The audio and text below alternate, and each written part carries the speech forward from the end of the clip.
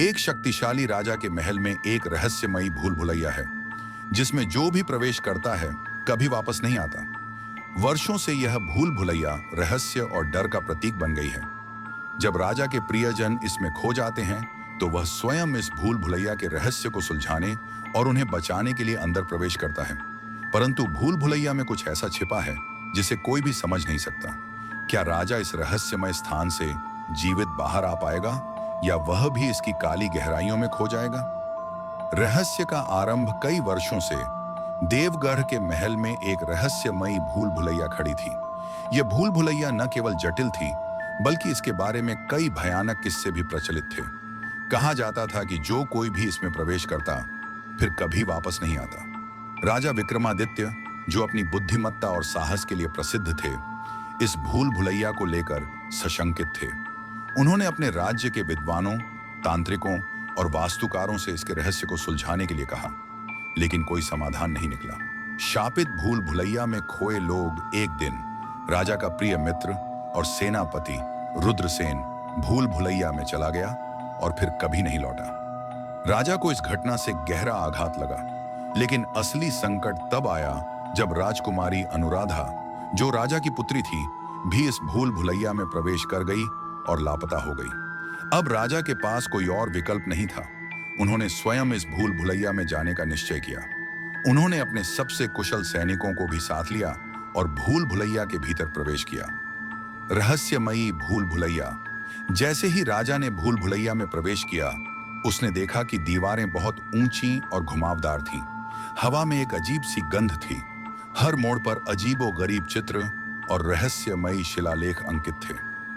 राजा ने एक सैनिक को निर्देश दिया कि वे रेत गिराते हुए आगे बढ़ें ताकि वे पीछे लौटने का रास्ता याद रख सकें। लेकिन कुछ ही क्षणों में वे यह देखकर स्तब्ध रह गए कि रेत गायब हो चुकी थी, मानो किसी ने उसे चुरा लिया हो।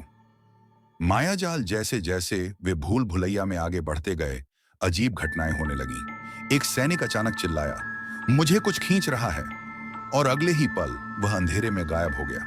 कुछ ही समय में राजा और उनके बचे हुए सैनिकों को महसूस हुआ कि वे उसी स्थान पर बार बार लौट रहे हैं।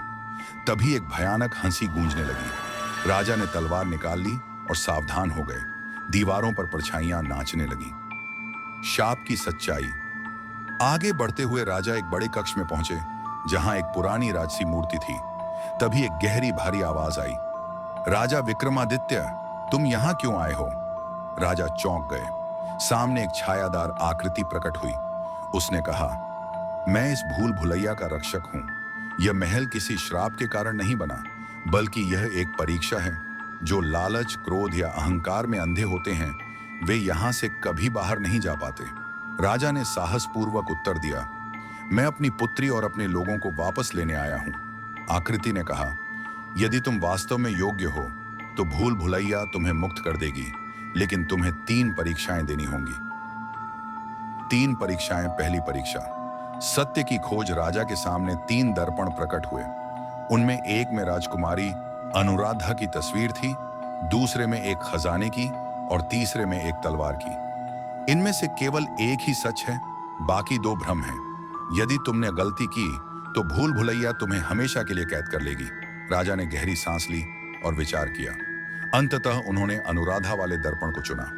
तभी राजकुमारी धीरे धीरे उनके सामने प्रकट हो गई। दूसरी परीक्षा, भय पर विजय। अचानक राजा के चारों ओर भयंकर आग की लपटें उठने लगीं। राजा ने आंखें बंद कर ध्यान लगाया और महसूस किया कि यह केवल एक माया है। उन्होंने साहस दिखाया और आग की लपटों के बीच से चल पड़े। ज्यों ही उन्होंने यह किया, आग बुझ गई। तीसरी परीक्षा, त्याग की शक्ति। आखिरी परीक्षा में राजा को 2 द्वार दिखाए गए। एक द्वार से बाहर जाने का रास्ता था, जबकि दूसरे द्वार के पीछे खोए हुए सैनिक और सेनापति थे। राजा ने बिना सोचे समझे दूसरा द्वार खोला और अपने सैनिकों को मुक्त कर दिया। तभी भूल भुलैया में कंपन हुआ और दीवारें खुद ब खुद हटने लगी। शाप की समाप्ति। राजा, राजकुमारी, सेनापति और बचे हुए सैनिक सुरक्षित बाहर आ गए। जैसे ही वे बाहर निकले, पूरी भूल भुलैया धीरे धीरे धरती में समा गई। राजा विक्रमादित्य ने सीखा कि यह भूल भुलैया लालच, अहंकार और भय को परखने का एक माध्यम थी। उन्होंने अपने राज्य में न्याय और करुणा की नई मिसाल कायम की। इसके बाद देवगढ़ के लोगों ने इस स्थान को मुक्ति महल नाम दिया और यह कहानी पीढ़ी दर पीढ़ी सुनाई जाने लगी।